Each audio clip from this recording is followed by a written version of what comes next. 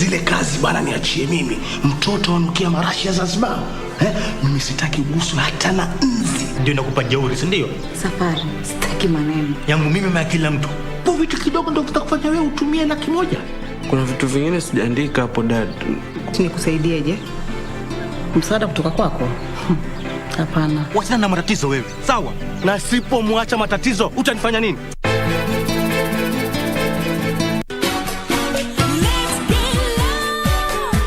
And now, after more than 10 years of pursuing solo projects, they are back.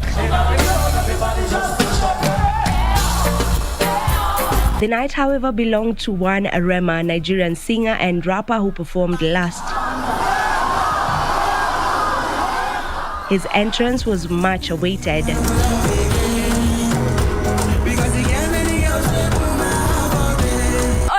Promoters who have been fighting me and trying to kill my career. You all think that only Sauti Sol and Nyashinsky can fill up stadiums and like kill shows. Just watch this space. I'm going to kill a show and just fly the Kenyan flag high. Mutashanga.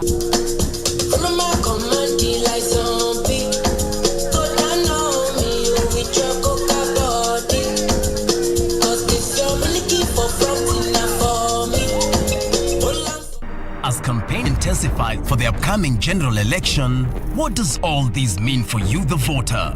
What do the candidates have to offer? How prepared are agencies charged with the election process? Join John Kuria and Safina Chieng on Kenya Decides. This and every Tuesday from 10 p.m. on KBC Channel 1 as we unpack elections 2022 with a panel of various stakeholders. Make informed electoral decisions. Kupata weka imani kama skiza tune kwenye simu yako, dial *811 *759#. Jameni, yani kuna watu wanapitianga mambo. Wacha vile sisi tunaonanga mambo kitoko. Kuna watu wamepitia mambo makubwa. Fikiria kuhusu Job. Akapoteza mifuko, akapoteza mimea, watoto wake, na bado akasimama na Mungu. Hata wewe, weka imani. Usiwache Mungu. Ili kupata weka imani, dial *811 *759#. *811 *759#. Furahia maisha bora, linda jamii. Hii ng'ombe ni yako. Asante. Hii ng'ombe itatoa maziwa mengi kabisa. Sasa shida ya school fees imeisha. Chukua hii. Hebu nikuulize, hii maneno unasikia ya bima ya elimu inaweza kuonekana mtu anataka process ya kuchukua insurance kama yote ni rahisi. Hata niko na kaba ya gari yangu. Kwanza unajaza proposal form kama hii na uijaze wewe mwenyewe, na kama haujui kusoma uijaze na mtu mwingine. Hakikisha ile majibu umepatiana ni sahihi na ni ya kweli. Pia thibitisha insurance cover imeangalia masilahi yako, na usiwahi sign proposal form ambayo haijaandikwa kitu chochote. Pia ukumbuke kujitolea photocopy yako.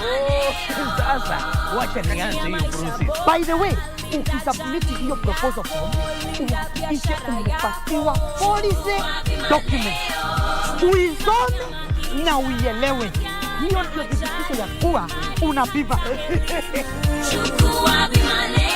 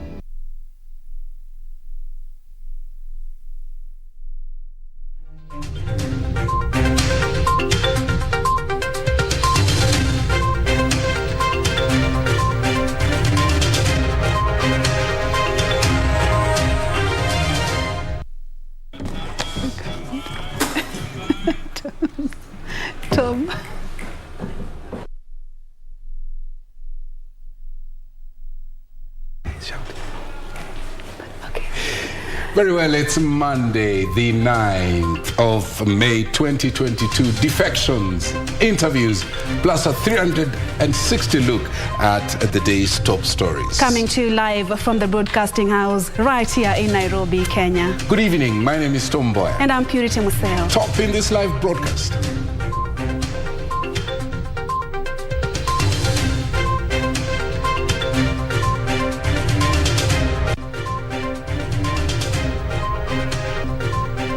It's a clean sweep for Kenya in the 10,000 meters men's race at the Deaflympics in Brazil. 5 contenders of the Azimio la Umoja appear before the selection panel. We have decided to break our ties with Azimio la Umoja One Kenya Alliance Party. We are convinced, and I am convinced, that the best team to transform Kenya is Kenya Kwanza. Dr. Alfred Mutua defects from Azimio to Kenya Kwanza.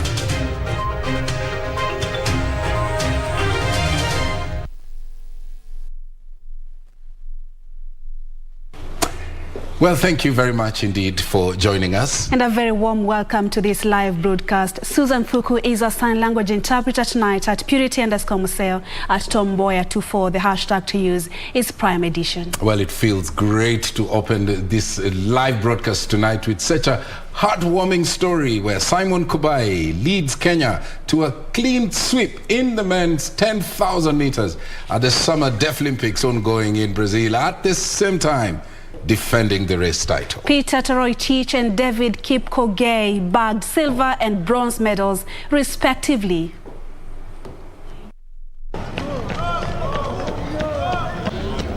Record holder Simon Cherono Kibai successfully defended his men's 10,000-meter title at the ongoing 24th Summer Deaflympics Games in Caxias do Sol, Brazil on Monday. Kibai led compatriots Peter Toroitich and David Kipkogei to a podium finish in that order. I wish to do 10,000, 5,000, then I can move to marathon, 42 kilometers. I feel motivated to do marathon.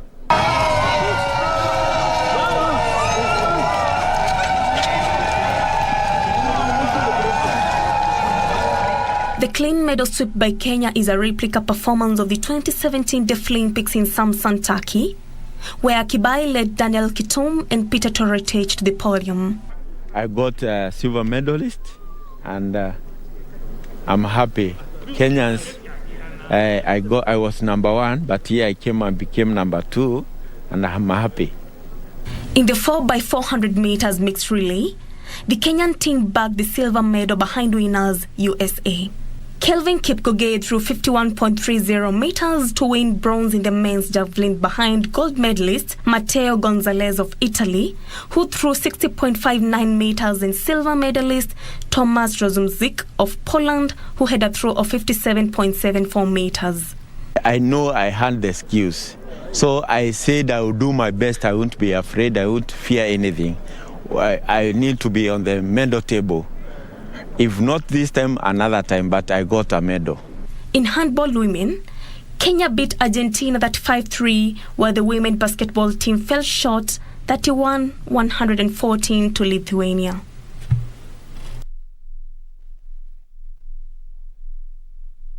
Great moment for the nation there. Well, let's now shift gears and move into the space of politics. Interviews for the running mate nominees for the Azimio la Umoja One Kenya Coalition Party began Monday, with 5 hopefuls appearing before the 7-member panel of eminent persons. KANU party leader Gideon Moi has since ceded ground to Wiper party leader Kalonzo Musyoka, who is scheduled to appear before the panel on Tuesday. JJ Kioria was there and filed the following report. As the running mate debate continues to stoke controversy in the Azimio la Umoja One Kenya Coalition Party, the panel of eminent persons Monday began the interviews of 11 shortlisted nominee hopefuls. First before the committee, Murang'a woman representative Sabina Chege, nominated by the Jubilee Party. Sabina denying the existence of a secret pact to hand the running mate position to the Mount Kenya region. For me, I bring in the energy. I am a young person, also the gender, and I'm also from Mount Kenya region, especially Murang'a. So where in Mount Kenya, we have very huge vote basket. And number two, I have an advantage of being a young person and also being a woman. So with the women constituent, with the young people, not just Murang'a, I also appeal across the nation. Mombasa Governor Ali Hassan Joho was second. Despite being Raila Odinga's deputy in ODM, Joho believes he stands the best chance, claiming he has a solid backing from the coast. So if I come from ODM, therefore, what does that mean? That I shouldn't run? I have ambitions of becoming president, therefore there's an opportunity for running mate Nico Apple. There's a lot of our young people that are looking for an alternative voice. And there can never be a more credible voice for the young people than myself. Will you support? NAK Kenya Party leader Martha Karua, who appears to be among the favourites for the Raila Odinga running mate position, was third, expressing confidence in the vetting process. This is a first, having interviews for the selection of Deputy President stroke running mate. It was a cordial engagement, and I very much look forward to the outcome and to successful campaigns by the Azimio team. Then it was Raila's second deputy under ODM, Kakamega Governor Wycliffe Oparanya, and finally Nakuru Governor Lee Kinyanjui. I will bring in a whole community to the table, and you know I come from a very big community. I will bring that community on the table. Secondly, I will bring the experience. I have been in politics for a long time. Kenyans know my capacity in terms of performance, you know very well. So I will bring at least some wealth of experience. KANU's Gideon Moi, scheduled to appear before the panel Monday, ceded ground to his Wiper counterpart Kalonzo Musyoka, who is slated to appear before the panel Tuesday morning. We are also aware that there was a letter that was sent earlier. He has again also ceded his nomination to His Excellency Kalonzo Musyoka, and therefore this is just to alert the public that he was scheduled to appear before the eminent persons this afternoon at 3. He will not be appearing. Kalonzo and his troops have, however, stood their ground that he will not appear before the panel for vetting. Others scheduled to appear before the panel Tuesday are former Gatanga MP Peter Kenneth, Kitui Governor Charity Ngilu, and Agriculture CS Peter Munya. Seeing that Kalonzo Musyoka and Gideon Moi will not be appearing before the panel, the 9 candidates being interviewed all hope to deputize Raila.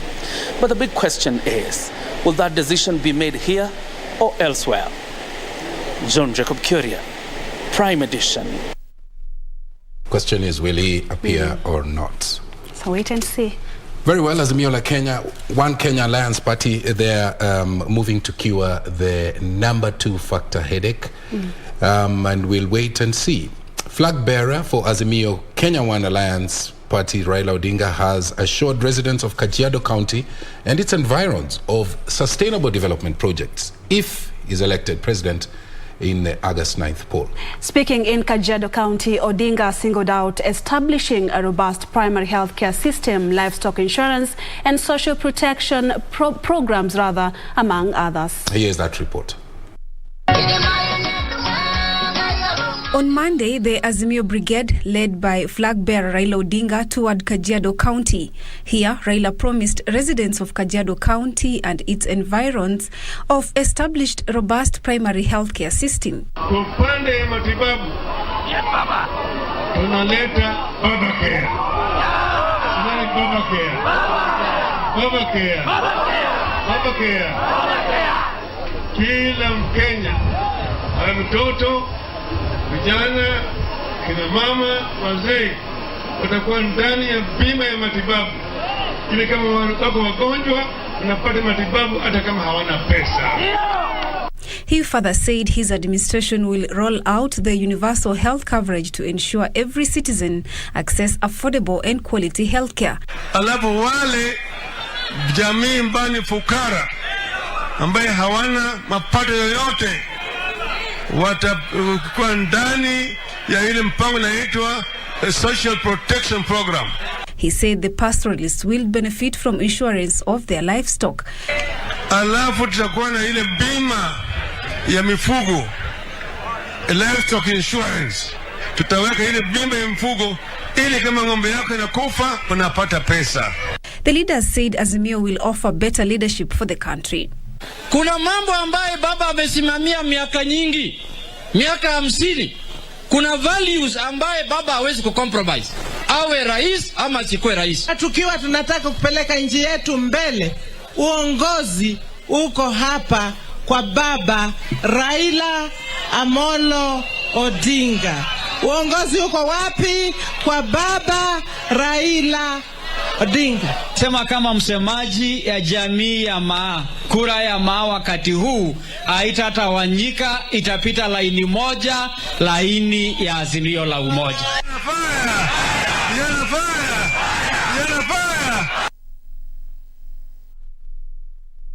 Well, on to a story that we headlined for you. Maendeleo Chap Chap party leader Dr. Alfred Mutua has now joined Kenya Kwanza coalition after announcing his exit from Azimio la Umoja One Kenya coalition party. Dr. Mutua alleged mistrust in Azimio and affirmed that all Maendeleo Chap Chap aspirants will be on the ballot under the new outfit. Here's that report.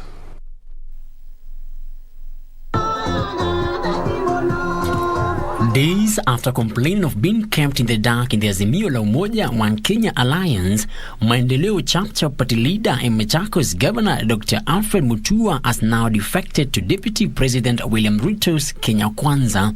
We as a party feel that the survival of the party and especially the ability of all Maendeleo Chap Chap aspirants to exercise their democratic right to vote is paramount. To this end, we have decided to break our ties with Azimio la Umoja One Kenya Alliance Party.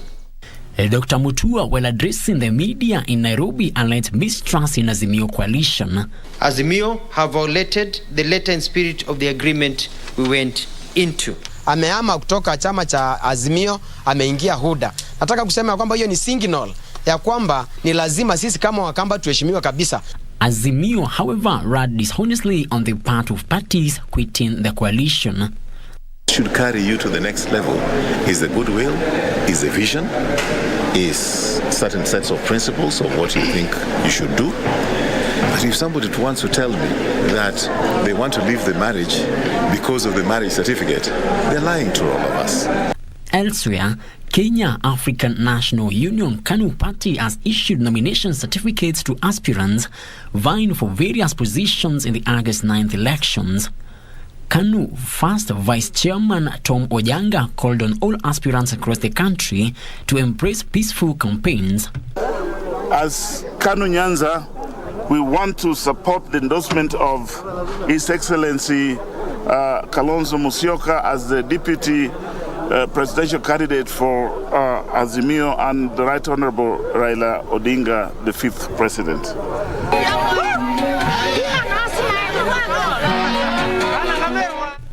In Meru, a 22-year-old Glory Mwendwa Kinoti, an orphan from Kibiricha area, Buuri sub-county, has hit headlines after becoming the first young lady from the region to vie for the woman representative seat. Speaking while launching her manifesto, Glory said it is time for the young to be given a chance to be leaders. I lost my mom. Wakati mama alipoaga nilianza kuteseka sana. Sasa nikajua kuwa kuna watoto wengi wanaopitia mashinda, wanaosaulika na wanahitaji usaidizi, na niliaga kwa sababu ya kansa. Nikaona nikionea kiti ya MLF pia nitaweza kujua nini inayosababisha. In Laikipia, Governor Ndiritu Mureithi has called for tolerance and peaceful political campaigns ahead of the forthcoming general elections. Mureithi, who is eyeing the gubernatorial seat for the second time, urged Kenyans to embrace a divergent opinion, saying it would help avert incidents of violence before, during and after the elections. Nyingi ambazo hatujafikia, lakini wewe mwenyewe ukiangalia utaona kwamba tunaendelea na kazi. Tunachapa kazi hatuchapi. Tunachapa kazi hatuchapi. In Nakuru, leaders have called on the National Cohesion and Integration Commission (NCIC) and the judiciary to take firm action against politicians engaged in hate speech. Led by Nakuru Women Rep Liz Chelule, they said inciting communities against each other should not be condoned. Ninataka kukataa mimi kama kiongozi ya Nakuru County. Mimi ni mama cohesion na ninapenda amani na ningependa watu wote wakae kwa amani. Ningependa watu wote wafanye campaign na wafanye uchaguzi kwa njia ya amani. Frederick Moki for Prime Edition. Well, from that report on cohesion, let's move on. Deputy President, who is also the Kenya Kwanza presidential hopeful, Dr. William Ruto, has urged Kenyans to vote for leaders who have a visible work track record. Defending his track record for the 9 years he has served the country as a deputy president, Ruto promised to use his experience and bottom-up policy to change the fortunes of Kenyans economically. That's right. Zainab Said reports.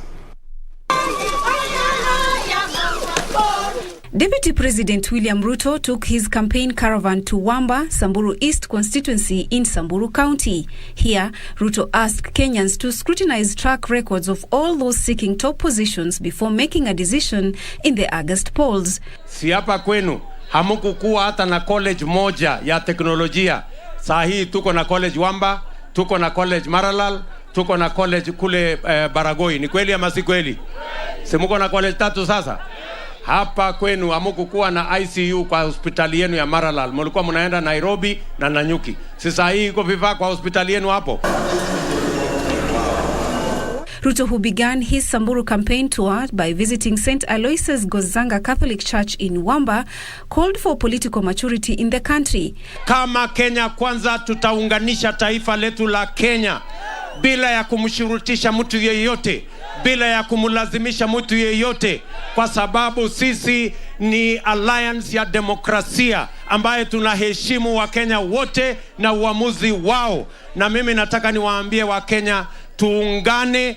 Amani National Congress Party leader Musalia Mudavadi fought Kenya's Moses Wetangula while asking the residents to vote in the alliance, promised to form an all-inclusive government while ensuring price stability for essential commodities. Tarehe 9 mwezi wa 8 mwaka huu tunataka tushinde kwa round. Hii kura mnaenda kupiga ndugu zetu, mtakuwa mnapiga kura ya kuteremsha bei ya unga, kura ya kuteremsha bei ya mafuta, kura ya kuteremsha bei ya mbolea. Zainab Said, Prime Edition. There's an item now on education. Students transitioning to junior high school under the competency-based curricula, or CBC if you like, will study in day schools and not in boarding institutions. Government spokesperson retired Colonel Cyrus Oguna says the junior high schools will be domiciled in existing secondary schools and not primary schools. Here's that report.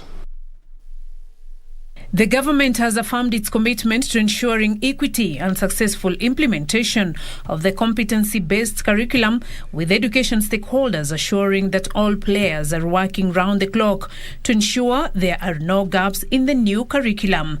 Government spokesperson retired Colonel Cyrus Oguna, speaking during the Semana Spokes program, said the government is putting in place measures to ensure a smooth transition of learners from primary to junior high schools. The idea that we have on the ready materials for up to grade 9. Yes. You know, it's something that we must be proud of as a nation, as a people, that we are starting. We are rolling out a new program, and you're already ahead of the rollout. That we got everything necessary. The junior secondary was decided that it will be domiciled in the secondary schools. And what this meant is that from next year, we will have grade 6 that is there now transiting to grade 7 in junior secondary, in the secondary sector. And we also have the class 8 that is there also transiting.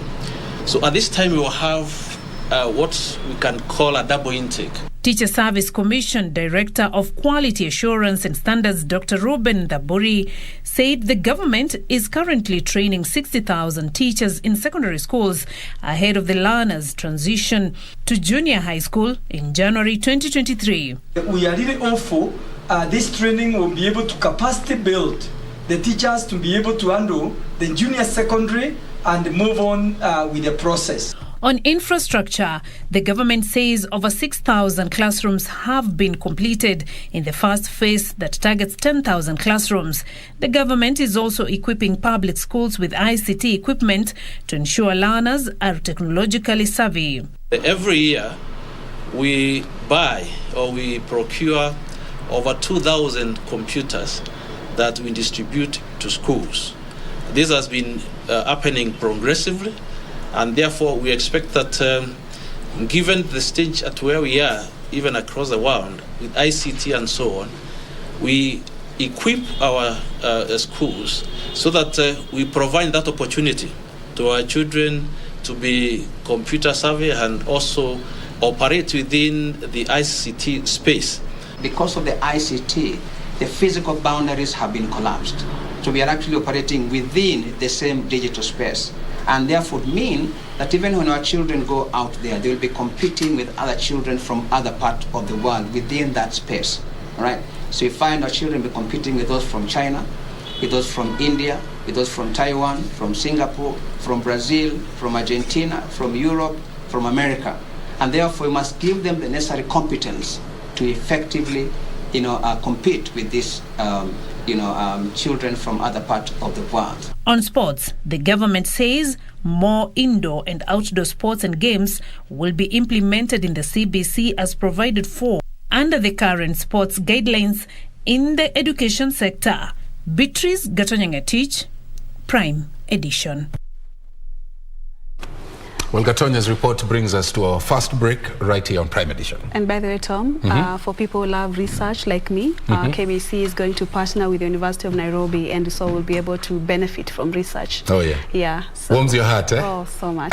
We are taking a break. We have that report and much more coming up shortly. Stay with us.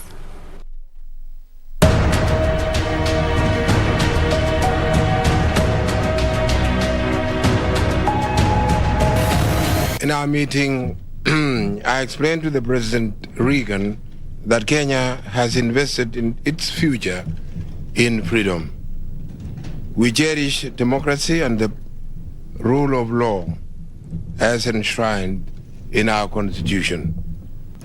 Our discussions with President Reagan today covered many subjects, including the economic and political situation in Eastern and Southern Africa.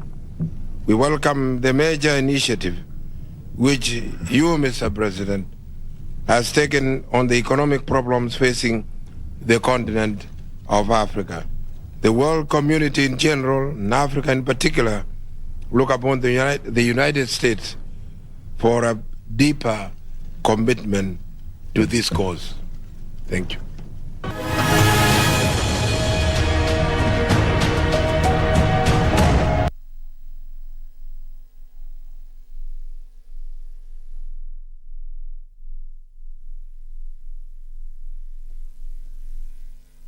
The effects of climate change. Sasa wakati ya kiangazi huwa sisi ni watu zaidi maskini watu wetu. But what options are there to address this global challenge? Join Ruth Mboya as she focuses on community-based options to mitigate the effects of climate change. Nipping the Bud, a 3-part feature series starting this Wednesday. As campaign intensified for the upcoming general election, what does all this mean for you, the voter? What do the candidates have to offer? How prepared are agencies charged with the election process? Join John Kuria and Safina Chieng on Kenya Decides. This and every Tuesday from 10 p.m. on KBC Channel 1 as we unpack elections 2022 with a panel of various stakeholders. Make informed electoral decisions. He served in the Kenyan military for close to half a century. Gentlemen, I see you have very good AK-47s. These weapons are no longer to be shot to kill another Liberian. Leading some of the most volatile peacekeeping operations in Africa. I still do a little bit of sharing my experiences on peacekeeping. Lieutenant General Retired Daniel Opande on the Military Tales. This Tuesday with Nisi Imano.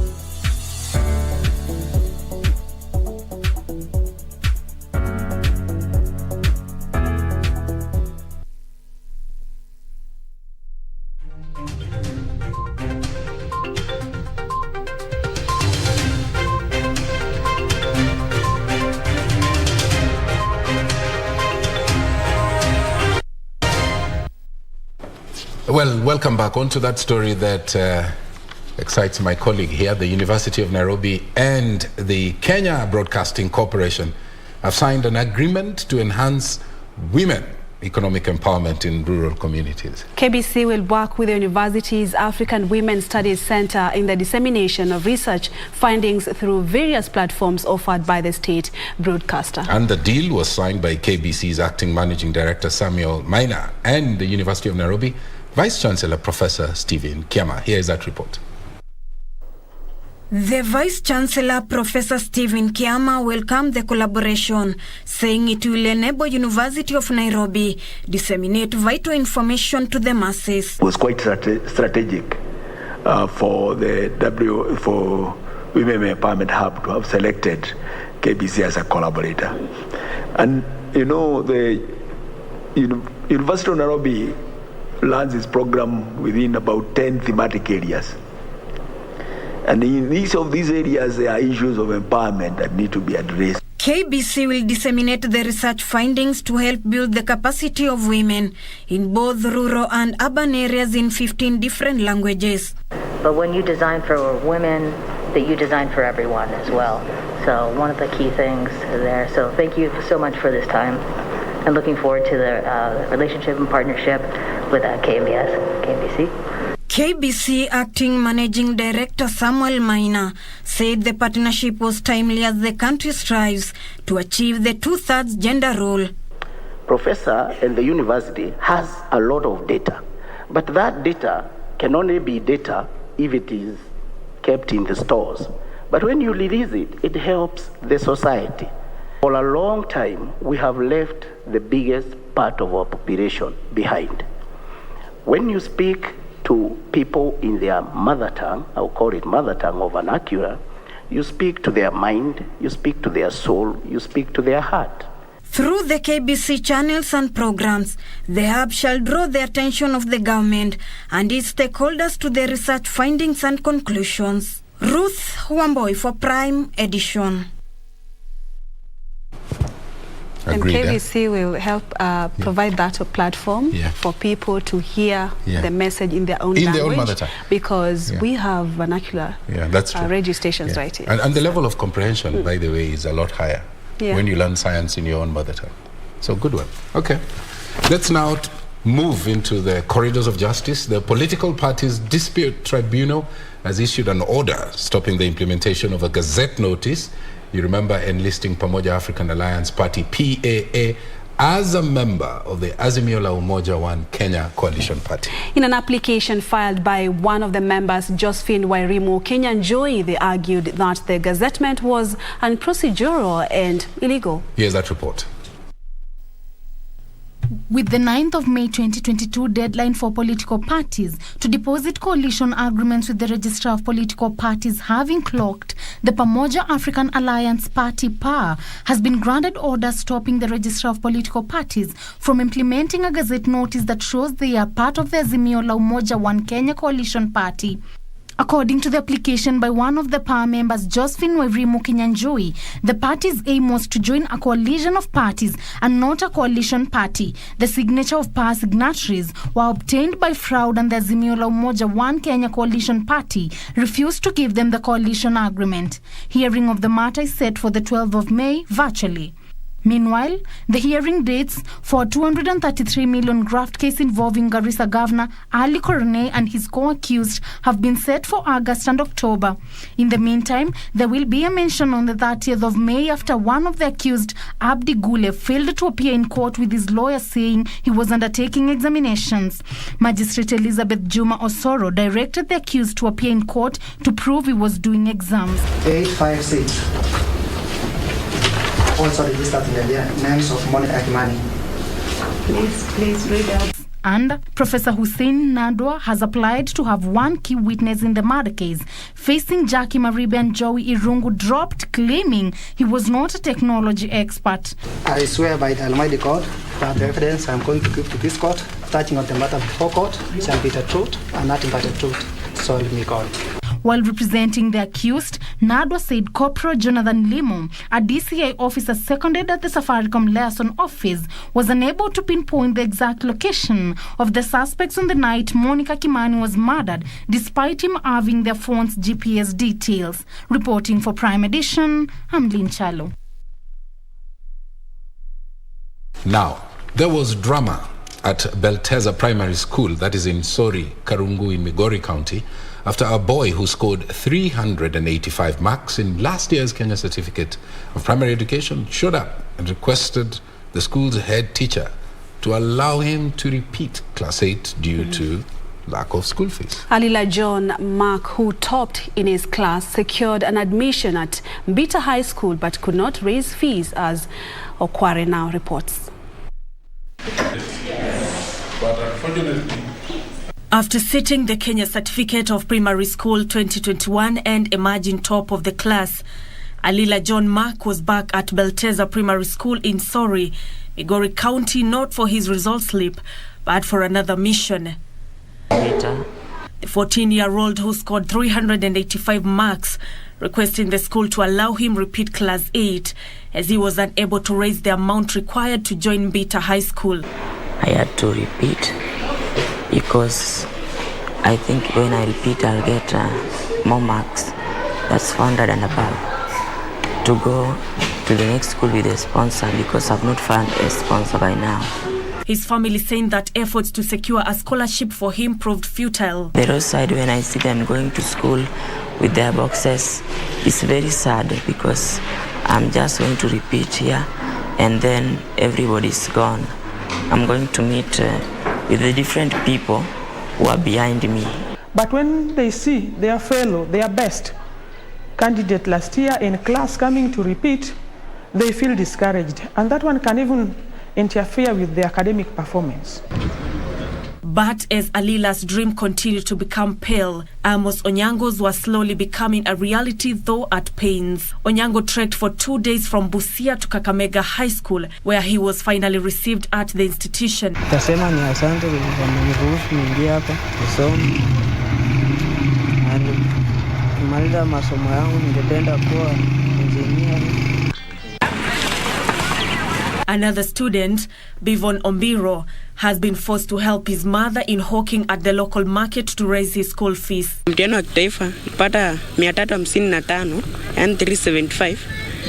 Nimeitwa St. Luke Kimilili High School.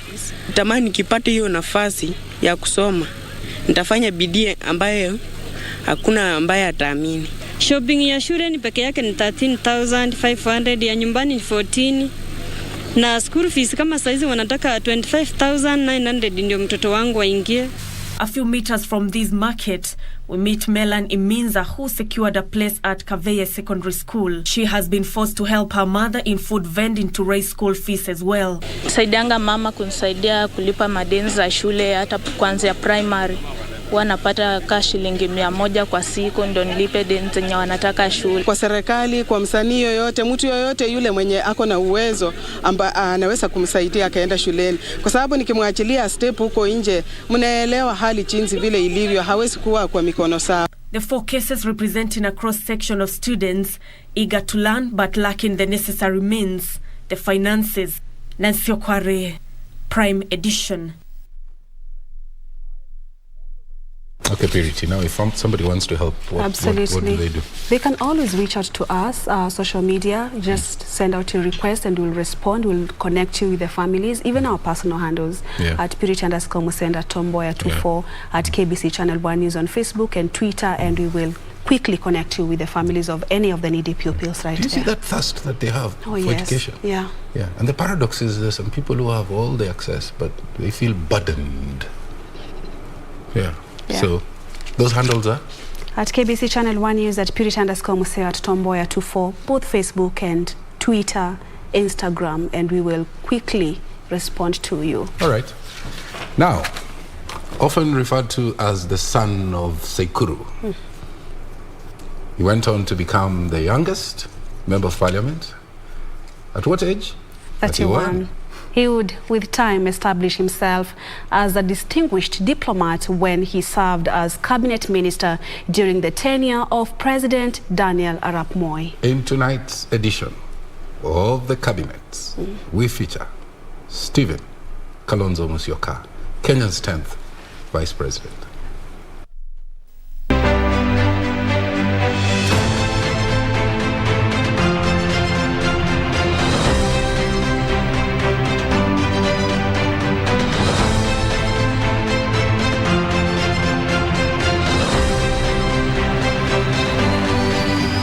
Born Stephen Kalonzo Musyoka in 1953 in Sekuru village in the former Eastern Province, Kalonzo ventured into politics in the 1983 general election, where he vied for the Kitui North constituency seat.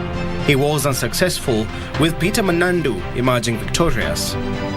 The Kitui North constituency seat would fall vacant after Manandu was controversially shot and killed in Sekuru in 1985.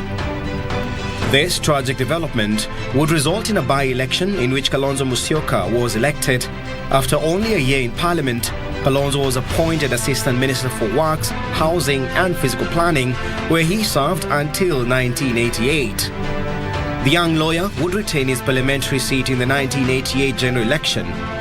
His eloquence and articulation of issues during debates on the floor of the House are believed to have aided his election to serve as Deputy Speaker of the National Assembly from 1988 to 1992. His political star would keep shining as he was elected KANU National Organizing Secretary during the party's National Delegates Conference. Maintaining his allegiance to KANU despite other politicians leaving to join or form other parties following the reintroduction of multipartyism in Kenya, Kalonzo Musyoka once again retained his Kitui North parliamentary seat. His reward, an appointment as Minister for Foreign Affairs and International Cooperation. In June 1993, he addressed the World Conference on Human Rights in Austria, which was the first human rights conference held since the end of the Cold War. Credited for initiating several development programs in his constituency, Kalonzo Musyoka was once again elected into Parliament, this time around as a representative of Mwingi North constituency, after Kitui North was split into 2 constituencies. It is alleged that British Prime Minister Tony Blair's praise of Kalonzo Musyoka after the 1997 Commonwealth Heads of Government meeting contributed to him being moved to the Ministry of Education and Human Resource Development in 1988. In 2001, he would again be transferred, this time to the Ministry of Tourism and Information, where he served up until before the 2002 general election. Gutted for not being endorsed for the presidency by President Daniel Arap Moi in 2002, Kalonzo decamped to little-known Liberal Democratic Party (LDP), which was among the parties that formed the National Rainbow Coalition (NARC), after the elections in which the late Mwai Kibaki was elected president on a NARC ticket. Kalonzo was reappointed Minister for Foreign Affairs, having retained the Mwingi North parliamentary seat. A renowned diplomat, Kalonzo excelled most prominently when, as the president's envoy, he mediated the Sudan peace process. However, in a cabinet reshuffle 2 years later, he was demoted to the Ministry of Environment and Natural Resources. In 2007, he would vie for the presidency, losing to Raila Odinga and eventual winner Mwai Kibaki. Kibaki appointed Kalonzo Kenya's vice president and minister for home affairs. He would also retain his Mwingi North parliamentary seat. In the 2013 general election, Kalonzo Musyoka teamed up with Raila Odinga in the Coalition for Reforms and Democracy called ticket, but they eventually lost to their main opponent Uhuru Kenyatta, who was named Kenya's fourth president, deputized by William Samoei Ruto. The duo lost again to President Uhuru Kenyatta and Ruto in 2017, that time running on a NASA National Super Alliance ticket. Currently, Kalonzo Musyoka, with his Wiper party, are signatories to the Azimio coalition that he is led by Raila Odinga ahead of the 2020.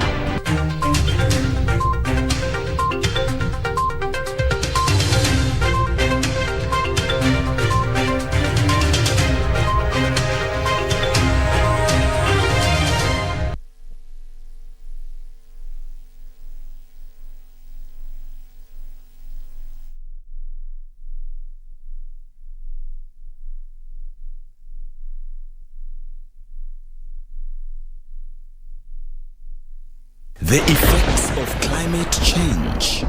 Sasa wakati ya kiangazi huwa sisi ni watu zaidi masikini watu wetu. But what options are there to address this global challenge? Join Ruth Wamboi as she focuses on community-based options to mitigate the effects of climate change. Nipping the Bud, a 3-part feature series starting this Wednesday.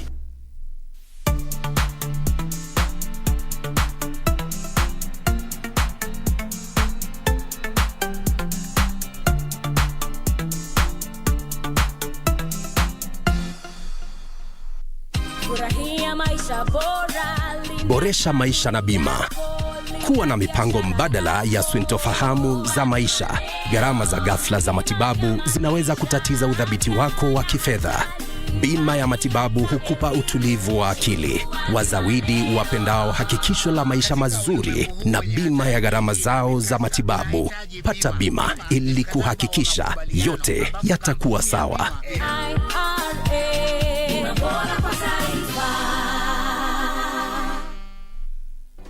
Do you have a news story to share with KBC? Get in touch swiftly on email news@kbc.co.ke or call 0723-892-654 or 0734-780-124.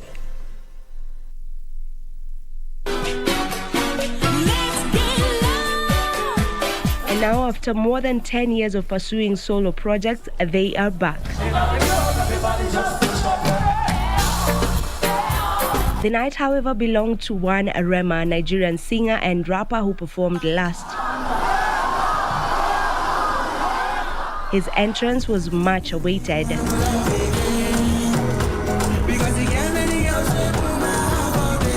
All of you promoters who have been fighting me and trying to kill my career, you all think that only Sauti Sol and Nyashinsky can fill up stadiums and, kill shows.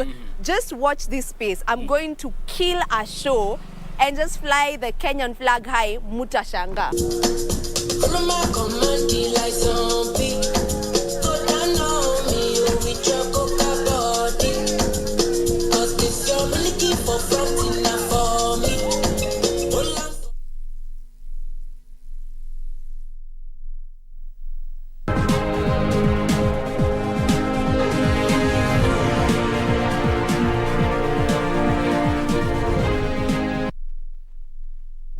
Welcome back, and this is the business segment. A proposal to increase tax on motorcycles is likely to take center stage as members of parliament debate the Finance Bill 2022. National Treasury Cabinet Secretary Ukuri Yatani proposed to increase excise duty charge on by 10% border borders to 13,403 shillings per unit and insurance cover. The Finance Bill 2022 has attracted mixed reactions from the Law Society of Kenya and small business, as our reporter, Carol Njenga, whom I am sitting in for, narrates. A proposal to increase a tax on motorcycles is likely to steal the spotlight as the Finance Bill 2022 is discussed. The National Treasury wants the excise duty charged on motorcycles increased to 13,403 shillings per unit, up from 12,185 shillings, a 10% increase that is likely to affect the price of the two-wheeler. Over 1.2 boda operators are also required to take insurance covers for pillions in the face of a rising number of motorbike accidents. Other popular products that have been slapped with higher taxes include cosmetic and beauty products, bottled water, chocolate and wines and spirit, with some businesses noting that this is not the time to increase taxes and they are still reeling from the impact of the COVID-19 pandemic. When the industry is going down, the government thinks of taxing without ever even calling bar on us to a certain meeting and know their problems. The proposed increases in taxes in the Finance Bill seeks to raise an additional 50.4 billion shillings. The Finance and Planning Committee of the National Assembly, chaired by Gladys Wanga, has invited the public and tax experts to present their views during a 3-day sitting starting today. Experts say if members of parliament approve the bill in its current form, it will raise the cost of production and further push up the cost of living. So parliament has a solemn responsibility to ensure that these proposals do not see the light of day. All eyes will be on legislators to see how they will balance appeasing the electorate by reducing the cost of living and raising additional cash to finance this year's 3.3 trillion shillings budget. Caroline Jinga for Prime Edition. Manufacturing, agriculture, forestry and fishing, as well as wholesale and retail trade industries were the top 3 employers in 2021. The 3 sectors accounted for 16, 15 and 13% of the total private sector employment respectively. The latest economic survey by the Kenya Bureau of Statistics further states that private sector jobs grew by 6% to settle at 2.9 million in 2021. The informal sector created 754,000 jobs, accounting for 81.4% of the total jobs created outside of small-scale agriculture and pastoral activities. Regina Imanyara reports. The rate of unemployment more than halved between 2006 and 2016 to a near 3%, but began to gradually rise, having exceeded 5% in 2019. However, according to data from the Kenya National Bureau of Statistics, unemployment rate in Kenya shot to 10.4% in 2020 amid the COVID-19 pandemic, where 1.7 million Kenyans lost their jobs. 1 year later, prospects of securing a job are looking up if the latest economic survey is to go by. Now, the wage employment in the modern sector recorded a growth of 6.9%, and the informal sector is accounting for 81.4% of employment. The report denotes general ease in unemployment rates, with manufacturing, agriculture, forestry and fishing, as well as wholesale and retail trade industries leading the pack, accounting for 15.8%, 14.9% and 12.9% of the total private sector employment. The easing of the pandemic restrictions impacted positively on employment in accommodation and food activities industry, recording a significant growth of 23.9% compared to a decline of 38.7% registered in 2020. This was followed by administrative and support service activities, education, arts and entertainment at 20.8%, 16.3% and 15.9% respectively. However, it is still seemingly easier for men to secure jobs in the private sector, with male employees in the modern sector wage employment accounting for 60.7% of the total wage employment in 2021. On the other hand, a majority of female employees were working in education, accounting for 26.4% of total females engaged in the private sector. We had a general decline in unemployment and in activity levels. That means more people got employed, and the inactive population also reduced. Regina Manyara reporting for Prime Edition.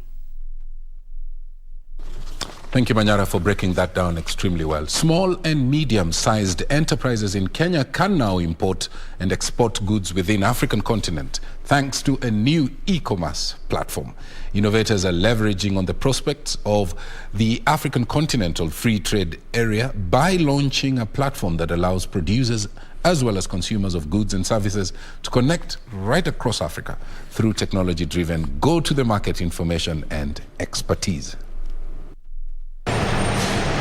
The African Continental Free Trade Area that covers a market of 1.2 billion people with a gross domestic product of $2.5 trillion is said to be a low-hanging fruit for Kenyan SMEs. However, the biggest challenge for SMEs include difficulty in exporting goods within the continent, despite being able to easily export and import goods from other continents. The whole idea is efficiency and making sure that our presence is felt around the regions, both east and west, and that while we're doing this, the quality of our services does not suffer. Technology has been identified as a viable solution. Ancestral House Eastern Africa is one such player entering the competitive and crowded African online trading space and is looking to connect East and West Africa traders at a go. Ancestral is a go-to-market service and distribution company operating primarily along the East-West African Economic Corridor.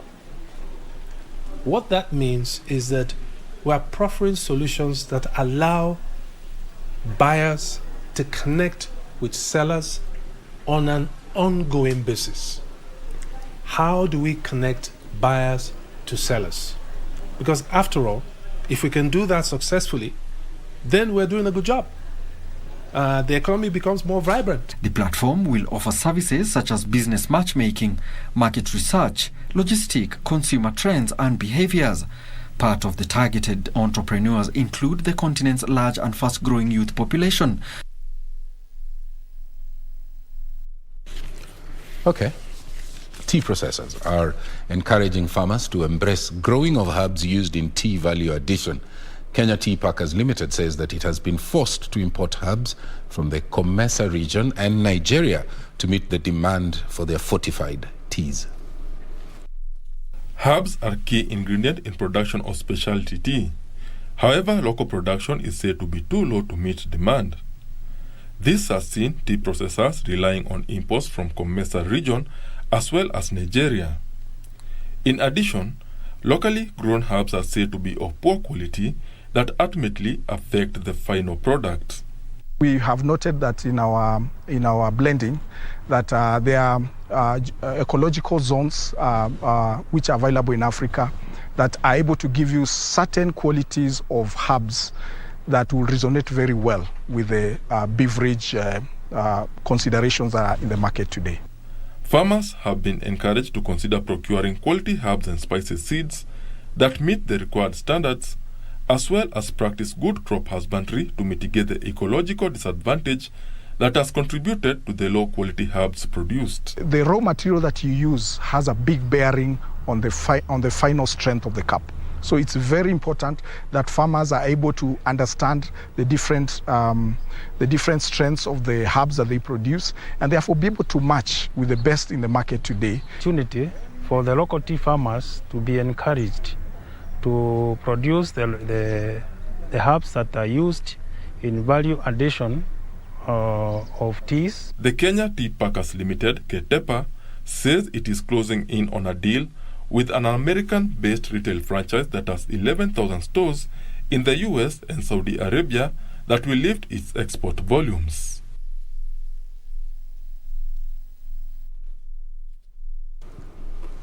Now picture this, the thrill of zip-lining over a crater. Yes, the Ministry of Tourism is exploring putting up a zip line over the Mount Longonot Crater Park.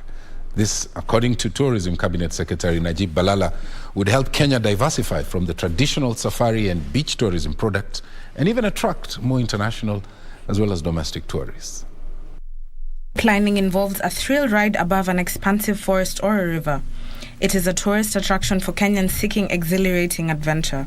Instead of just zooming over trees or a river, the Ministry of Tourism could make it possible for you to ride over a crater.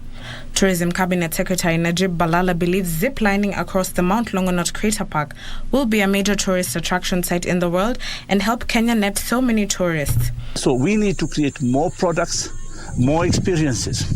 If we just maintain ourselves just to safari and just taking pictures, that is not going to increase the numbers of tourists that we want.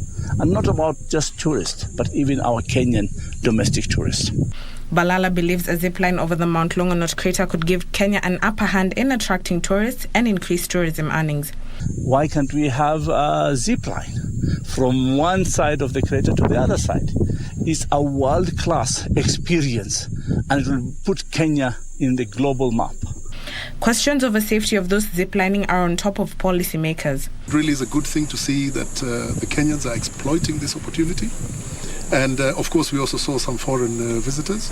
And we encourage you to come here and Zuru, Mount Longonot. Come and see this place. Come and experience it for yourself, so that then you can be able to see exactly what we're talking about. Similar plans for construction of a zipline in the area in the past ran into headlines after conservationists raised concerns that the project would adversely affect the environment. Get that opportunity, but do them right. Do them right. And make sure that the ecosystem is conserved and preserved so that we don't destroy this asset that God has given us. Balala made the remarks after leading a team of visitors to hike Mount Longonot, which attracts over 60,000 visitors every year. Ndusamo Kami for Prime Edition.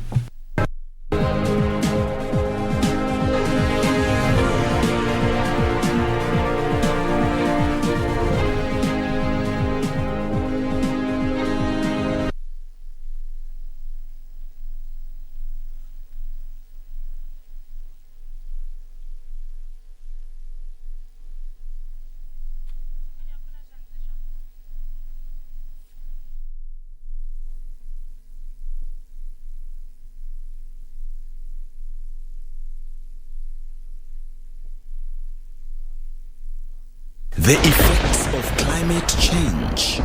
Sasa wakati ya kiangazi huwa sisi ni watu zaidi maskini watu wetu. But what options are there to address this global challenge? Join Ruth Wamboi as she focuses on community-based options to mitigate the effects of climate change. Nipping the Bud, a 3-part feature series starting this Wednesday.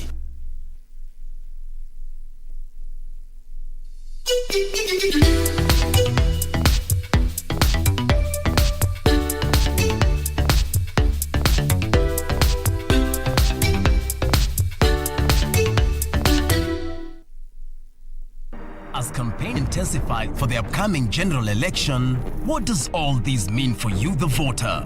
What do the candidates have to offer? How prepared are agencies charged with the election process? Join John Kuria and Safina Chieng on Kenya Decides. This and every Tuesday from 10 p.m. on KBC Channel 1 as we unpack elections 2022 with a panel of various stakeholders. Make informed electoral decisions. He served in the Kenyan military for close to half a century. Gentlemen, I see you have very good AK-47s. These weapons are no longer to be shot to kill another Liberian. Leading some of the most volatile peacekeeping operations in Africa. I still do a little bit of sharing my experiences on peacekeeping. Lieutenant General retired Daniel Opande on the Military Tales. This Tuesday with Nisi Imano.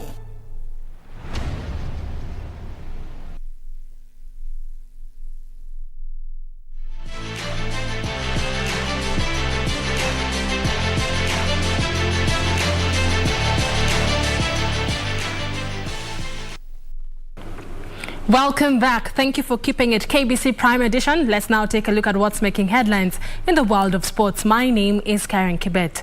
Now, Kenya's KPA recorded their second straight win at the Africa Club Volleyball Championship by beating Ingis in 3 straight sets. KPA had defeated Ethiopia's Mada Walabu University 3-2 in their opening match in Kelibia, Tunisia. Debutants Equity Bank fired blanks against Customs of Nigeria, losing 3 straight sets. A 5-set thriller match at the African Clubs Volleyball Championship saw KPA defeat Mada Walabu of Ethiopia 3-2, winning the first set 25-21.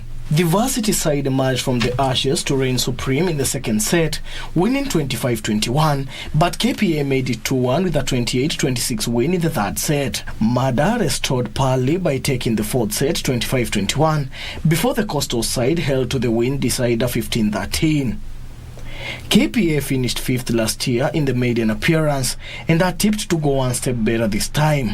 Meanwhile, debutants Equity Bank fired blanks against Customs of Nigeria. The bankers lost in 3 straight sets of 25-21, 25-12 and 25-19. Placed in Pool D, Equity will rub shoulders with Rwanda's Gisagara in the second match. GSU and Kenya Prisons pulled out of the competition due to logistical challenges. In other results, Gisagara from Rwanda got the better Cameroon's Port Douala 3-1, sets of 25-8, 20-25, 25-21 and 31-29. For Prime Edition Sports, I'm Daniel Mwendwa. Thank you, Dan, for that report. Now, moving on. Embu Sevens defending champions Menengai Oilers suffered a shocking 19-12 defeat to Strathmore in the final played at the Njukiri Showgrounds in Embu County. The return of Embu Sevens saw 16 teams begin the competition in pools of 4. Menengai Oilers, Top Fry, Masinde Muliro, Strathmore, Blood Batuk, Meru RFC and Meru University booked their places in the quarterfinals on day 1, with defending champions Menengai beating Batuk 42-0, while Strathmore beat Black Blood 19-0 in the semis. Masinde Muliro finished the tournament in 3rd position, while last edition's runners-up, Top Fry Nakuru, finished 4th.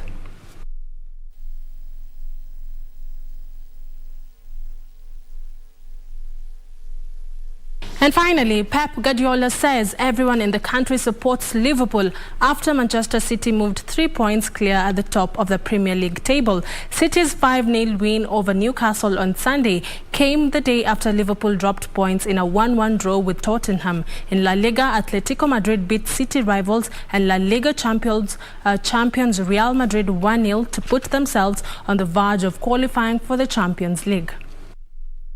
Manchester City took an advantage of Liverpool's draw with Tottenham Hotspurs with an impressive response on 20th of May in Paris.